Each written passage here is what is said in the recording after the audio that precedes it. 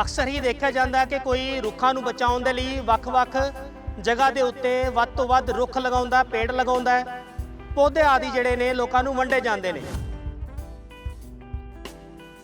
ਵੱਧ ਤੋਂ ਵੱਧ ਪੇੜਾਂ ਨੂੰ ਕੱਟਣ ਤੋਂ ਕਿਵੇਂ ਬਚਾਇਆ ਜਾ ਸਕੇ ਉਸ ਦੇ ਲਈ ਅੱਜ ਇਹਨਾਂ ਵੱਲੋਂ ਜਹਿਦ ਕਰਕੇ ਇੱਕ ਵੱਖਰਾ ਅਨੋਖਾ ਢੰਗ ਲੈ ਕੇ ਇੱਥੇ ਪੁੱਜੇ ਨੇ। ਇੱਕ ਮਸ਼ੀਨ ਤਿਆਰ ਕੀਤੀ ਗਈ ਹੈ ਜਿਸ ਦੇ ਰਾਹੀਂ ਲੱਖਾਂ ਹੀ ਪੇੜ ਜਿਹੜੇ ਨੇ ਹੁਣ ਕੱਟਣ ਤੋਂ ਬਚ ਸਕਣਗੇ।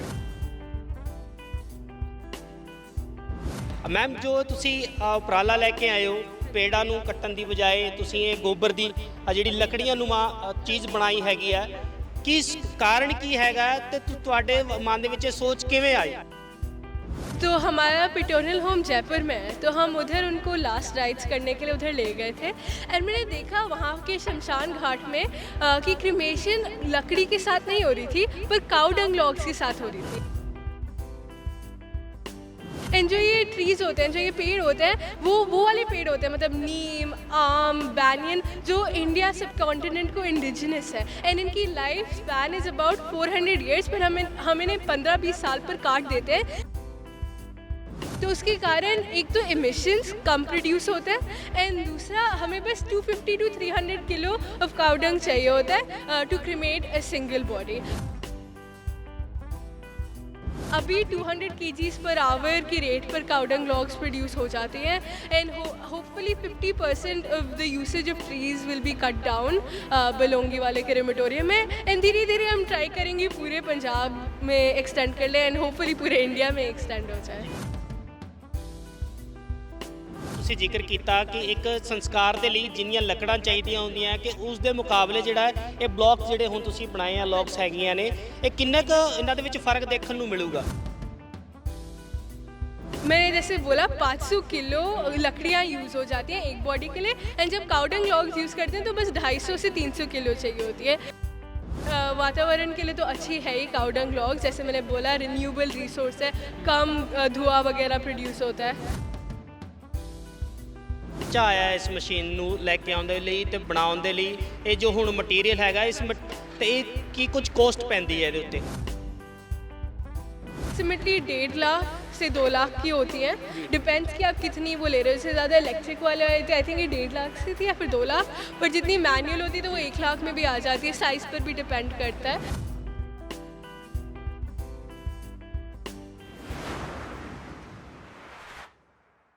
ਵਾਤਾਵਰਣ ਨੂੰ ਬਚਾਉਣ ਦੇ ਲਈ ਵੱਖ-ਵੱਖ ਲੋਕਾਂ ਵੱਲੋਂ ਵੱਖ-ਵੱਖ ਉਪਰਾਲੇ ਕੀਤੇ ਜਾਂਦੇ ਨੇ। ਅਕਸਰ ਹੀ ਦੇਖਿਆ ਜਾਂਦਾ ਹੈ ਕਿ ਕੋਈ ਰੁੱਖਾਂ ਨੂੰ ਬਚਾਉਣ ਦੇ ਲਈ ਵੱਖ-ਵੱਖ ਜਗ੍ਹਾ ਦੇ ਉੱਤੇ ਵੱਧ ਤੋਂ ਵੱਧ ਰੁੱਖ ਲਗਾਉਂਦਾ, ਪੇੜ ਲਗਾਉਂਦਾ ਹੈ। ਪੌਦੇ ਆਦਿ ਜਿਹੜੇ ਨੇ ਲੋਕਾਂ ਨੂੰ ਵੰਡੇ ਜਾਂਦੇ ਨੇ। ਉਸ ਦੇ ਨਾਲ ਹੀ ਕਈ NGOs ਦੀ ਅਗਰ ਗੱਲ ਕਰੀਏ ਤਾਂ NGOs ਵੱਲੋਂ ਵੀ ਵੱਖ-ਵੱਖ ਉਪਰਾਲੇ ਕੀਤੇ ਜਾਂਦੇ ਨੇ ਵਾਤਾਵਰਣ ਨੂੰ ਬਚਾਉਣ ਦੇ ਲਈ। ਤਾਂ ਇੱਕ ਸਕੂਲ ਦੀ ਲੜਕੀ ਜਿਹਦੀ ਮਹਿਜ ਉਮਰ ਜਿਹੜੀ 17 ਸਾਲ ਹੈ ਤਾਂ ਉਹ ਸਕੂਲ ਦੇ ਵਿੱਚ ਇੱਕ ਵਿਦਿਆਰਥਣ ਜੋ ਹੈਗੀ ਹੈ ਇੱਕ ਪੰਜਾਬ ਦੀ ਧੀ ਹੈ ਤਾਂ ਉਸ ਦੇ ਵੱਲੋਂ ਇੱਕ ਵਾਤਾਵਰਨ ਨੂੰ ਬਚਾਉਣ ਦੇ ਲਈ ਇੱਕ ਵੱਖਰਾ ਉਪਰਾਲਾ ਉਹਦੇ ਵੱਲੋਂ ਕੱਢਿਆ ਗਿਆ। ਵਾਤਾਵਰਨ ਨੂੰ ਕਿਸ ਤਰ੍ਹਾਂ ਬਚਾਇਆ ਜਾਵੇ, ਪਰਿਆਵਰਨ ਨੂੰ ਸੁਰੱਖਿਅਤ ਕਿਸ ਤਰ੍ਹਾਂ ਰੱਖਿਆ ਜਾਵੇ, ਵੱਧ ਤੋਂ ਵੱਧ ਪੇੜਾਂ ਨੂੰ ਕੱਟਣ ਤੋਂ ਕਿਵੇਂ ਬਚਾਇਆ ਜਾ ਸਕੇ ਉਸ ਦੇ ਲਈ ਅੱਜ ਇਹਨਾਂ ਵੱਲੋਂ ਜਹਿਦ ਕਰਕੇ ਇੱਕ ਵੱਖਰਾ ਅਨੋਖਾ ਢੰਗ ਲੈ ਕੇ ਇੱਥੇ ਪੁੱਜੇ ਨੇ। ਇੱਕ ਮਸ਼ੀਨ ਤਿਆਰ ਕੀਤੀ ਗਈ ਹੈ ਜਿਸ ਦੇ ਰਾਹੀਂ ਲੱਖਾਂ ਹੀ ਪੇੜ ਜਿਹੜੇ ਨੇ ਹੁਣ ਕੱਟਣ ਤੋਂ ਬਚ ਸਕਣਗੇ। ਤਾਂ ਉਸ ਤੋਂ ਪਹਿਲਾਂ ਤੁਹਾਨੂੰ ਇੱਕ ਤਸਵੀਰਾਂ ਸਾਂਝੀ ਕਰਨੀ ਚਾਹਾਂਗੇ ਕਿ ਜੋ ਕਿ ਇੱਕ ਲੱਕੜੀ ਨਾ ਹੋ ਕੇ ਇਹ ਜੋ ਤੁਸੀਂ ਚੀਜ਼ ਦੇਖ ਰਹੇ ਹੋ ਲੱਕੜੀ ਨੂੰਮਾ ਇੱਕ ਗੋਬਰ ਦੀ ਇੱਕ ਲੱਕੜੀ ਹੈਗੀ ਹੈ ਜਿਸ ਦੇ ਨਾਲ ਵੱਡੇ ਕੰਮ ਹੋਣਗੇ। ਇਹਨੂੰ ਕਾਫੀ ਵਰਤੋਂ ਵਿੱਚ ਲਿਆ ਜਾਵੇਗਾ ਜਿਸ ਦੇ ਨਾਲ ਕਾਫੀ ਕੁਝ ਸਾਫ ਸਫਾਈਆਂ ਦਾ ਜੇ ਅਗਰ ਜ਼ਿਕਰ ਕਰੀਏ ਤਾਂ ਕੁਛ ਜਿਹੜੇ ਅਗਰ ਪਾਠ ਪੂਜਾ ਕਰਦੇ ਨੇ ਉਹਨਾਂ ਦੀ ਅਗਰ ਗੱਲ ਕਰੀਏ ਤਾਂ ਕਾਫੀ ਇਹਨਾਂ ਦੇ ਨਾਲ ਵਰਤੋਂ ਦੇ ਨਾਲ ਉਹਨਾਂ ਨੂੰ ਫਾਇਦਾ ਪਹੁੰਚਣ ਵਾਲਾ ਹੈ। ਤਾਂ ਜਿਹਦੇ ਵੱਲੋਂ ਇਹ ਉਪਰਾਲਾ ਕੀਤਾ ਗਿਆ, ਜਿਹਦੇ ਵੱਲੋਂ ਇਹ ਕਾਰਡ ਕੱਢੀ ਗਈ ਹੈ ਉਹਨਾਂ ਦੇ ਨਾਲ ਵੀ ਤੁਹਾਨੂੰ ਰੂਬਰੂ ਕਰਾਣੇ ਹੈਗੇ ਆ। ਸਾਡੇ ਨਾਲ ਮੈਡਮ ਮੌਜੂਦ ਨੇ। ਮੈਮ, ਸਭ ਤੋਂ ਪਹਿਲਾਂ ਬਹੁਤ ਬਹੁਤ ਸਵਾਗਤ ਹੈ ਜੀ ਚੈਨਲ ਦੇ ਵਿੱਚ। धन्यवाद ਜੀ ਮੈਮ, ਆਪਣਾ ਨਾਮ ਦੱਸੋ ਦਰਸ਼ਕਾਂ ਨੂੰ। सुहानी शर्मा, मैं 11वीं कक्षा की स्टूडेंट हूँ। मैं दिल्ली पब्लिक स्कूल चंडीगढ़ में पढ़ती हूँ।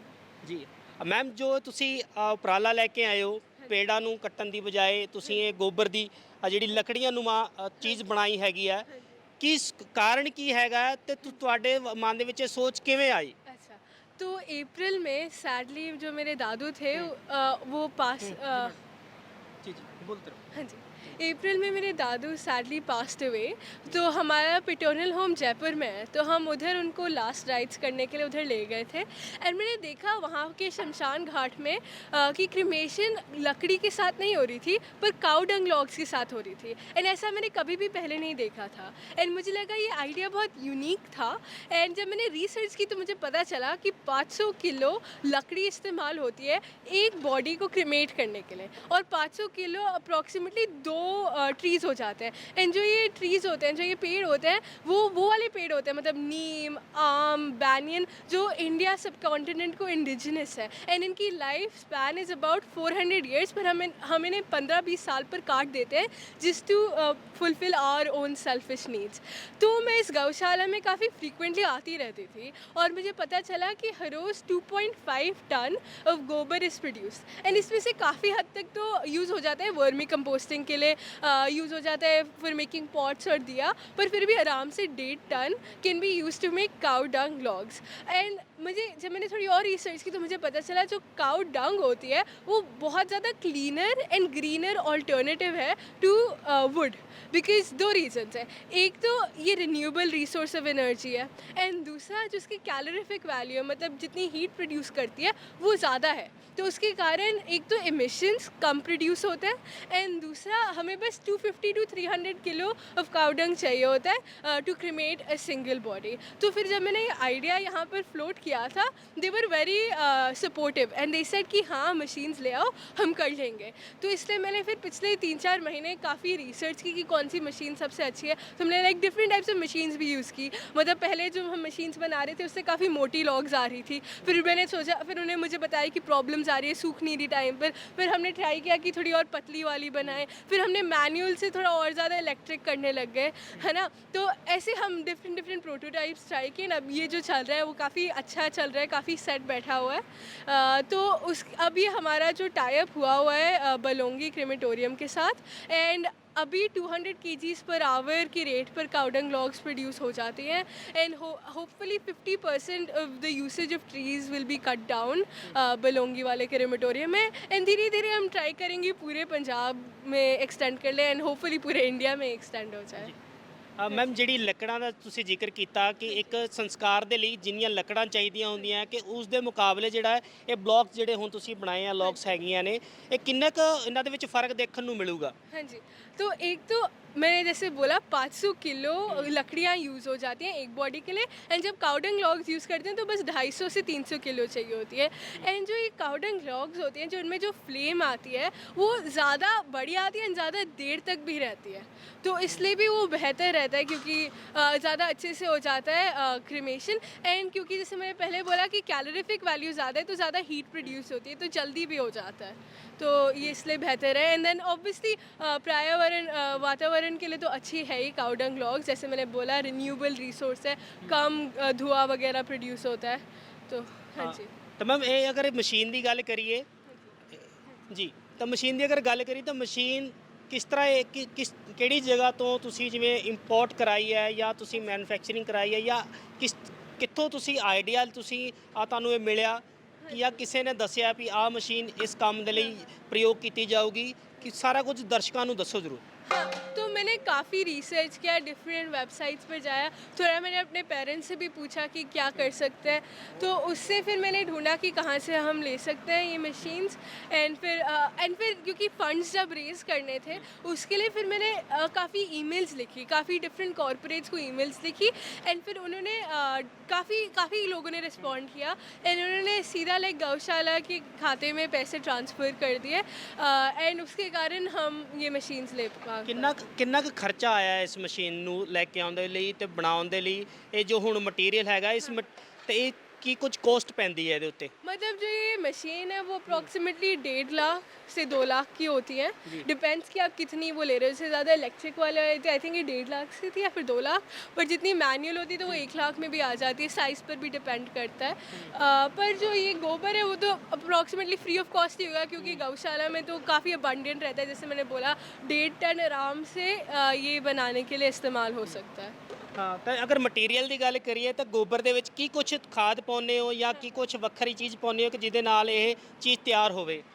तो अभी हम सोच रहे हैं कि गोबर अकेला भी काफ़ी अच्छा है, पर हम सोच रहे हैं जो कोकोपीट होता है, जो वो होता है नारियल का बुरादा, हम सोच रहे हैं उसको भी मिला लें, क्योंकि जो वो होता है वो जो भी पानी होता है उसे सोक कर लेता है, तो उससे जो काउडंग लॉग्स बनेंगी वो ज़्यादा ड्राई बनेंगी, तो मतलब जल्दी जल्दी इस्तेमाल कर सकते हैं और ज़्यादा टाइट भी बनेगी। और दूसरा इसका बेनिफिट है कि जो ये कोकोनट होता है, जो नारियल होता है, उसे डिस्पोज करने में काफ़ी मुश्किल आती है, क्योंकि अगर हम इसको वैसे कंपोस्टिंग पिच में डालें तो 6-7 महीने तक रह जाएगी पर डिकम्पोज नहीं करेगा, इसलिए हम उसको अब उसका बुरादा बना कर अगर इसमें डाल देंगे तो उसको भी आराम से डिस्पोज ऑफ कर सकते हैं। हाँ ਤੇ ਇਸ ਮਟੀਰੀਅਲ ਦੇ ਲਈ ਜਿਹੜਾ ਸਮਾਨ ਹੈ ਤੁਸੀਂ ਕਿੱਥੋਂ ਕਿੱਥੋਂ ਹੁਣ ਤੱਕ ਤੁਸੀਂ ਲਿੰਕ ਕੀਤੇ ਹੈਗੇ ਆ ਕਿ ਜਿੱਥੋਂ ਜਿੱਥੋਂ ਤੁਹਾਨੂੰ ਇਹ ਚੀਜ਼ਾਂ ਆਸਾਨੀ ਦੇ ਨਾਲ ਮਿਲ ਸਕਣ ਤੇ ਕਿੱਥੇ ਕਿੱਥੇ ਹੁਣ ਤੱਕ ਤੁਸੀਂ ਟਰਾਈ ਕਰ ਚੁੱਕੇ ਹੋ? तो मटेरियल रिकवरी फैसिलिटीज़ होती हैं जहाँ पर सारा का सारा वेस्ट आता है मोहाली का, डिफरेंट मटेरियल रिकवरी फैसिलिटीज़ हैं हर एक फ़ेज़ के लिए, तो हमने उन्हें कांटेक्ट किया था कि वो कोकोनट का बुरादा प्रोवाइड कर लें।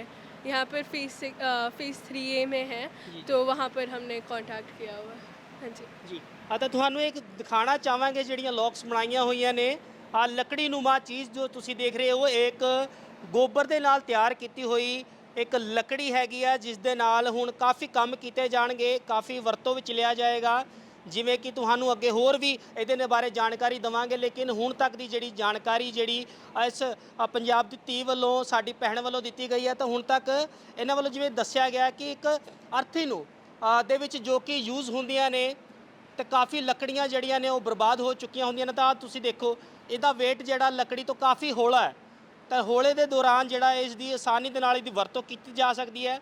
ਵਰਤੋਂ ਦੌਰਾਨ ਜਿਹੜਾ ਕਾਫੀ ਲੱਕੜੀਆਂ ਦੀ ਬਚਤ ਹੋਏਗੀ, ਸੇਵ ਹੋਏਗਾ ਤੇ এনवायरमेंट ਵੀ ਸੇਫ ਹੋਏਗਾ, ਕਿਉਂਕਿ ਲੱਕੜੀਆਂ ਦੀ ਅਕਸਰ ਕਾਫੀ ਵਰਤੋਂ ਜਿਹੜੀ ਹੈ ਕਿਹਦੇ ਵਿੱਚ ਕਰਦੇ ਹੈਗੇ ਜਾਂ ਤਾਂ ਸੰਸਕਾਰ ਦੇ ਵੇਲੇ, ਕਿਉਂਕਿ ਜਿਸਨੇ ਦੁਨੀਆ ਦੇ ਵਿੱਚ ਜਨਮ ਲਿਆ ਹੈ ਉਸਨੇ ਦੁਨੀਆ ਤੋਂ ਜਾਣਾ ਵੀ ਜ਼ਰੂਰ ਹੈ, ਪਰ ਉਸ ਦੇ ਲਈ ਜਿਹੜੀ ਉਪਯੋਗ ਅਗਰ ਇਸ ਤੋਂ ਇਲਾਵਾ ਦੀ ਅਗਰ ਗੱਲ ਕਰੀਏ ਤਾਂ ਕਾਪੀਆਂ ਬਣਾਉਣ ਦੇ ਲਈ, ਪੇਜ ਬਣਾਉਣ ਦੇ ਲਈ, ਹੋਰ ਜਿਹੜੀਆਂ ਚੀਜ਼ਾਂ ਨੇ ਉਹਨਾਂ ਦੇ ਵਿੱਚ ਲੱਕੜੀ ਦਾ ਉਪਯੋਗ ਹੁੰਦਾ ਹੈ। ਤਾਂ ਹੁਣ ਲੱਕੜੀ ਨੂੰ ਬਚਾਉਣ ਦੇ ਲਈ ਤੁਹਾਡਾ ਜਿਹੜਾ ਉਪਰਾਲਾ ਹੈ ਮੈਡਮ ਬਹੁਤ ਹੀ ਸ਼ਲਾਘਾਯੋਗ ਹੈਗਾ, ਪਰ ਇਹ ਜਿਹੜਾ ਆਈਡੀਆ ਹੈਗਾ ਹੈ ਕਿ ਇਹ ਤੁਸੀਂ ਘਰ ਦੇ ਨਾਲ ਡਿਸਕਸ ਕੀਤਾ, ਘਰੋਂ ਤੁਹਾਨੂੰ ਅਪਰੂਵਲ ਮਿਲੀ ਜਾਂ ਫਿਰ ਘਰਦਿਆਂ ਨੇ ਵਿਰੋਧ ਕੀਤਾ? नहीं, काफ़ी अच्छे से अप्रूवल मिल गई। मैंने अपने पेरेंट्स को ये जब आइडिया बताया, मैंने उनसे ही पूछा था ये क्या काउडंग लॉग्स कैसे यूज़ हो रही है, तो उन्होंने मुझे बताया कि ये एक ऑल्टरनेटिव है जो यूज़ हो सकता है। फिर मैंने और रिसर्च की एंड फिर मैंने जब उन्हें आइडिया बोला कि हम यहाँ पर क्यों नहीं कर लेते, वो काफ़ी ज़्यादा सपोर्टिव थे। दे सेड कि करना चाहिए एंड उन्होंने उल्टा मुझे मदद की कि फ़ंड्स रेज़ करने में, ईमेल्स लिखने में, एंड काफ़ी ज़्यादा सपोर्टिव थे एंड काफ़ी खुश भी थे कि मैंने आइडिया प्रपोज किया। ਮੈਡਮ ਇਹ ਮਸ਼ੀਨ ਕਿੱਦਾਂ ਕੰਮ ਕਰਦੀ ਹੈ ਕਿ ਦਰਸ਼ਕਾਂ ਨੂੰ ਜ਼ਰੂਰ ਦਿਖਾਣਾ ਚਾਹਾਂਗੇ ਕਿ ਮਸ਼ੀਨ ਕਿਸ ਤਰ੍ਹਾਂ ਕੰਮ ਕਰਦੀ ਹੈ ਤੇ ਕਿੰਨੇ ਲੋਕ ਇਹਨੂੰ ਚਲਾਉਂਦੇ ਨੇ, ਕਿੰਨੇ ਲੋਕ ਇਹਦੇ ਲਈ ਜ਼ਰੂਰੀ ਹੈਗੇ ਨੇ ਇਹ ਮਸ਼ੀਨ ਨੂੰ ਚਲਾਉਣ ਦੇ ਲਈ? तो मतलब 2 लोग आराम से इसको चला सकते हैं। यहाँ पर देख लो जैसे यहाँ पर गोबर अंदर चले जाता है एंड ये थोड़ी इलेक्ट्रिक है, तो ये यहाँ पर खुद मिक्स कर लेती है। यहाँ पर एक मिक्सर है तो गोबर को मिक्स कर लेती है एंड देन फिर यहाँ पर एक और मोटर है जिससे वो आगे पुश हो जाता है एंड देन जो ये यहाँ पर है ये उसको शेप दे देती है, वो सिलेंडर वाली शेप, एंड देन कोई और यहाँ पर मदद कर सकता है निकालने में एंड वापस वहाँ पर रखने के लिए।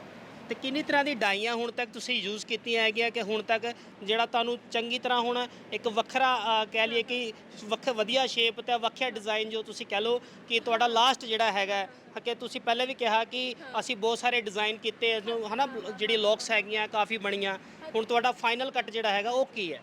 ये हमारा फाइनल है, तो अभी आई थिंक 2-3 हो गई थी। अब देख लो जैसे वो वाली भी थी डिज़ाइन, तो सबसे पहले जो हमने डिज़ाइन लिया था वो पूरा मैनुअल वाला डिज़ाइन था एंड इसमें जो लॉग्स बन रही थी वो काफ़ी मोटी बन रही थी, तो जो मोटी लॉग्स थी उन्हें सूखने में जी लॉक्स ਤੁਸੀਂ ਦਰਸ਼ਕਾਂ ਨੂੰ ਵੀ ਚਾਹਾਂਗੇ ਕਿ ਦਰਸ਼ਕ ਜ਼ਰੂਰ ਦੇਖਣ ਲੌਕਸ ਨੂੰ। तो जैसे पुरानी जो लॉग्स बनी थी काफ़ी मोटी थी, जैसे देख लो जो ये डायमीटर में काफ़ी बड़ी हैं तो इन्हें सूखने में काफ़ी टाइम लग रहा था एंड क्योंकि सूखने में टाइम लग रहा था इसलिए मैनेजमेंट में भी काफ़ी प्रॉब्लम आ रही थी, तो उन्होंने मुझे प्रॉब्लम बताई, तो फिर हमने ट्राई किया कि और जो डायमीटर कम कर हम अगर बना सकते हैं, तो फिर हमने ये वाली ली एंड इसको इससे पहले जो आई थी वो थोड़ी मैनुअल वाली थी, जैसे उसमें खुद पूरा रोटेट करना पड़ा था, मिक्स करना पड़ा था, उसमें भी काफ़ी मेहनत लग रही थी। तो इसलिए अब ये हमारा फाइनल डिज़ाइन है जिसमें मिक्सिंग पूरी की पूरी इलेक्ट्रॉनिकली हो जाती है एंड जो डायमीटर है वो भी छोटा रहता है, तो एंड वो जल्दी सूख भी जाता है, लाइक 1-2 दिनों में। ऐसे ये तो 4-5 दिनों तक पड़ी रहती है एंड सूखती नहीं है,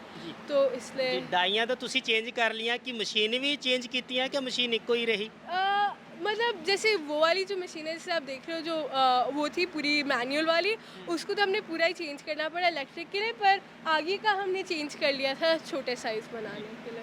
ਹਾਂ ਤਾਂ ਤੁਸੀਂ ਦੇਖੋ ਇੱਕ ਵਾਰ ਕਿ ਕਿਸ ਤਰ੍ਹਾਂ ਜਿਹੜੀਆਂ ਲੌਕਸ ਨੇ ਉਹ ਤਿਆਰ ਕੀਤੀਆਂ ਜਾ ਰਹੀਆਂ ਪਾਥੀ ਦੇ ਨਾਲ, ਇੱਕ ਵੱਖਰੇ ਢੰਗ ਦੇ ਨਾਲ ਹੁਣ ਇੱਕ ਲੱਕੜੀਆਂ ਤਿਆਰ ਕੀਤੀਆਂ ਜਾ ਰਹੀਆਂ। ਆਪਾਂ ਕਹਿ ਸਕਦੇ ਹਾਂ ਕਿ ਇਸ ਦੇ ਨਾਲ ਹੁਣ ਆਉਣ ਵਾਲੇ ਸਮੇਂ ਦੇ ਵਿੱਚ ਜੇਕਰ ਇਸ ਦਾ ਉਪਯੋਗ ਵੱਧ ਤੋਂ ਵੱਧ ਹੁੰਦਾ ਹੈ ਤਾਂ ਵਾਤਾਵਰਣ ਨੂੰ ਬਚਾਉਣ ਦੇ ਲਈ ਕਾਫੀ ਕੋਸ਼ਿਸ਼ਾਂ ਜਿਹੜੀਆਂ ਲਗਾਤਾਰ ਐਨਜੀਓਜ਼ ਵੱਲੋਂ ਲੋਕਾਂ ਵੱਲੋਂ ਕੀਤੀਆਂ ਜਾ ਰਹੀਆਂ ਨੇ ਉਹ ਕਾਮਯਾਬ ਹੋ ਜਾਣਗੀਆਂ ਤਾਂ ਇਨਵਾਇਰਨਮੈਂਟ ਨੂੰ ਬਚਾਇਆ ਜਾ ਸਕੇਗਾ।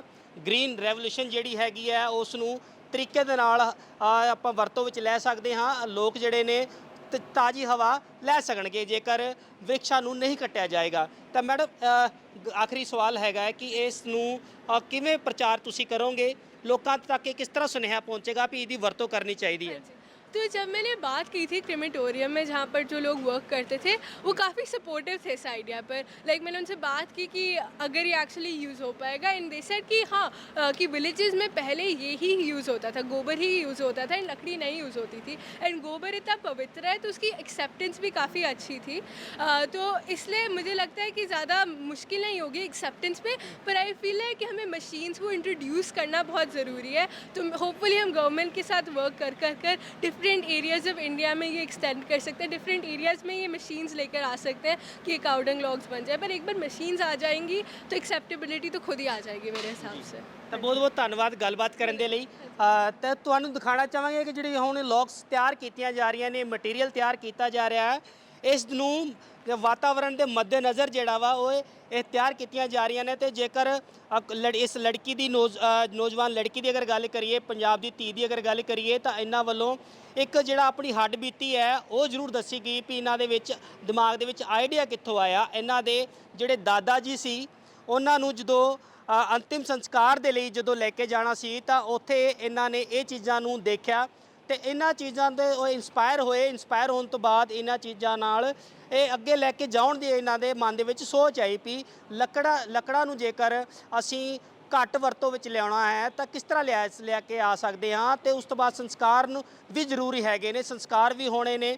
ਸੰਸਕਾਰ ਹਰ ਜਗ੍ਹਾ 'ਤੇ ਹਰ ਕਹਿ ਲਈਏ ਵੀ ਹਰ ਦੇਸ਼ ਦੁਨੀਆ ਦੇ ਵਿੱਚ ਹੁੰਦੇ ਨੇ ਤਾਂ ਉਹਨਾਂ ਨੂੰ ਜੇ ਜਿੱਥੇ ਜਿੱਥੇ ਲੱਕੜੀ ਦਾ ਉਪਯੋਗ ਹੁੰਦਾ ਹੈ ਉਸ ਲੱਕੜੀ ਦੀ ਬਜਾਏ ਤਾਂ ਹੋਰ ਕਿਸ ਚੀਜ਼ ਦੀ ਵਰਤੋਂ ਕੀਤੀ ਜਾ ਸਕਦੀ ਹੈ। ਤੇ ਆਖਿਰਕਾਰ ਇਹ ਫੈਸਲਾ ਲਿੱਤਾ ਗਿਆ ਤੇ ਹੁਣ ਇਹ ਜਿਹੜਾ ਲੱਕੜੀ ਨੂੰਮਾ ਜੇ ਅਗਰ ਗੱਲ ਕਰੀਏ ਪਾਥੀ ਦੀਆਂ ਲੱਕੜਾਂ ਜਿਹੜੀਆਂ ਨੇ ਹੁਣ ਇਹਨਾਂ ਦਾ ਉਪਯੋਗ ਕੀਤਾ ਜਾਵੇਗਾ। ਤਾਂ ਇਹਦਾ ਪ੍ਰਚਾਰ ਵੀ ਹੁਣ ਇਸ ਧੀ ਵੱਲੋਂ ਦੱਸ ਦਿੱਤਾ ਗਿਆ ਵੀ ਕਿਸ ਤਰ੍ਹਾਂ ਕੀਤਾ ਜਾਊਗਾ। ਸਰਕਾਰਾਂ ਦੇ ਨਾਲ ਮਿਲ ਕੇ, ਐਨਜੀਓਸ ਨਾਲ ਮਿਲ ਕੇ ਜਗ੍ਹਾ ਜਗ੍ਹਾ 'ਤੇ ਇਹਦਾ ਪ੍ਰਚਾਰ ਕੀਤਾ ਜਾਊਗਾ। ਤਾਂ ਸਾਡੇ ਨਾਲ ਗਊਸ਼ਾਲਾ ਦੇ ਕੁਝ ਲੋਕ ਮੌਜੂਦ ਹੈਗੇ ਨੇ, ਉਹਨਾਂ ਨਾਲ ਗੱਲਬਾਤ ਕਰਦੇ ਹਾਂ। ਸਰ ਆਪਣਾ ਨਾਮ ਦੱਸ ਦਿਓ ਸਭ ਤੋਂ ਪਹਿਲਾਂ ਤਾਂ। ਪ੍ਰਦੀਪ ਕੁਮਾਰ ਜੀ ਸਰ, ਇਹ ਜਿਹੜਾ ਹੁਣ ਉਪਰਾਲਾ ਹੈਗਾ ਹੈ ਇਹ ਉਪਰਾਲਾ ਕਿਸ ਤਰ੍ਹਾਂ ਦਾ ਹੈ ਤੇ ਕਿਸ ਤਰ੍ਹਾਂ ਲੋਕਾਂ ਤੱਕ ਪਹੁੰਚੇਗਾ? ਇਹਦਾ ਉਪਯੋਗ ਕਿਸ ਤਰ੍ਹਾਂ ਕੀਤਾ ਜਾ ਸਕਦਾ? ਇਹ ਉਪਰਾਲਾ ਬਹੁਤ ਹੀ ਵਧੀਆ ਉਪਰਾਲਾ ਕੀਤਾ ਗਿਆ ਹੈ। ਇਹ ਬੱਚੀ ਵੱਲੋਂ ਜਿਹੜਾ ਉਪਰਾਲਾ ਕੀਤਾ ਹੈ ਇਹ ਬਹੁਤ ਹੀ ਫਾਇਦੇਮੰਦ ਹੈ। ਕਿ ਇੱਕ ਤਾਂ ਜਿਹੜੇ ਸਾਡੇ ਪੇੜ ਜਿਹੜੇ ਕੱਟਣ ਵਾਲੇ ਆ ਉਹ ਸਾਰੇ ਉਹਨਾਂ ਦੀ ਕੁਆਂਟੀਟੀ ਜਿਹੜੀ ਆ ਉਹ ਬਚ ਜਾਏਗੀ।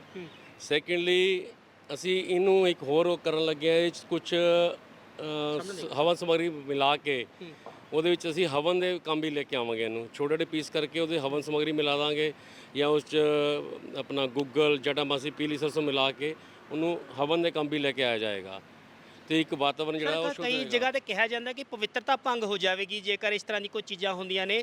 ਤਾਂ ਕੀ ਲੱਗਦਾ ਕਿ ਜਿਹੜੀ ਚੀਜ਼ ਤੁਸੀਂ ਤਿਆਰ ਕਰੋਗੇ ਪਵਿੱਤਰ ਹੋਏਗੀ ਤਾਂ ਹਵਨ ਹੋਇਆ ਜਾਂ ਕੋਈ ਹੋਰ ਚੀਜ਼ਾਂ ਹੋਈਆਂ ਉਹਨਾਂ ਦੇ ਨਾਲ ਕਿਸੇ ਤਰ੍ਹਾਂ ਦਾ ਜਿਹੜਾ ਭੇਦਭਾਵ ਨਹੀਂ ਹੋਏਗਾ? ਤੇ ਉਹ ਜਿਹੜੀ ਚੰਗੀ ਸੰਸਕ੍ਰਿਤ ਦੇ ਨਾਲ ਜਿਵੇਂ ਉਹ ਚੀਜ਼ਾਂ ਹੁੰਦੀਆਂ ਨੇ ਉਹੀ ਉਸ ਤਰ੍ਹਾਂ ਹੋ ਪਾਣਗੀਆਂ? ਤੁਸੀਂ ਇੱਕ ਚੀਜ਼ ਦੇਖੋ ਕਿ ਅੱਜ ਤੋਂ ਕਈ ਸਾਲ ਪਿੱਛੇ ਚਲੇ ਜਾਓ, ਜਿਹੜੀ ਇਹ ਚੀਜ਼ ਹੈ ਇਹ ਗੋਹਾ ਸਾਡਾ ਜਿਹੜਾ ਸੀ ਇਹਨੂੰ ਬਹੁਤ ਪਵਿੱਤਰ ਮੰਨਿਆ ਜਾਂਦਾ ਸੀਗਾ। ਕੋਈ ਚੌਂਕਾ ਚੁੱਲ੍ਹਾ ਕਰਦੇ ਸੀ, ਪਹਿਲਾਂ ਇਹਨੂੰ ਗੋਹੇ ਨਾਲ ਲਿਪਿਆ ਜਾਂਦਾ, ਉਸ ਤੋਂ ਬਾਅਦ ਹੀ ਘਰ 'ਚ ਖਾਣਾ ਬਣਾਇਆ ਜਾਂਦਾ ਸੀਗਾ। ਇਹ ਪਵਿੱਤਰ ਹੋਏਗਾ, ਇਹਦੇ ਨਾਲ ਕੋਈ ਅਪਵਿੱਤਰ ਦਾ ਕੋਈ ਕਾਰਨ ਹੀ ਨਹੀਂ ਹੈਗਾ।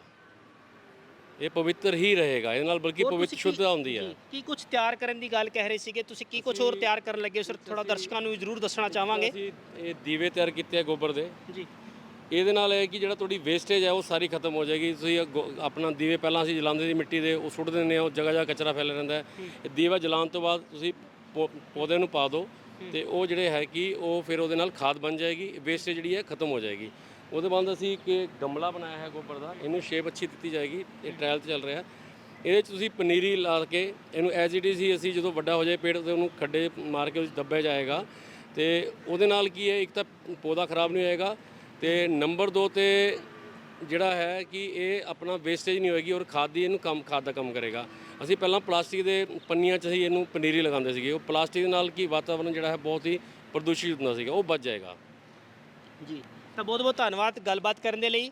ਤਾਂ ਇਹ ਤੁਸੀਂ ਤੁਹਾਡੇ ਨਾਲ ਸਾਂਝੀ ਕੀਤੀਆਂ ਕਿ ਲੱਕੜੀ ਨੂਮਾ ਜਿਹੜੀ ਚੀਜ਼ ਹੈਗੀ ਆ ਪਾਥੀ ਦੇ ਨਾਲ ਹੁਣ ਤਿਆਰ ਹੋਈ ਹੈ, ਕਿਉਂਕਿ ਇਹ ਕੁਦਰਤੀ ਹੀ ਚੀਜ਼ ਹੈ, ਕੁਦਰਤ ਦੇ ਵਿੱਚ ਹੀ ਇਸ ਨੇ ਰਲ ਜਾਣਾ ਹੈ।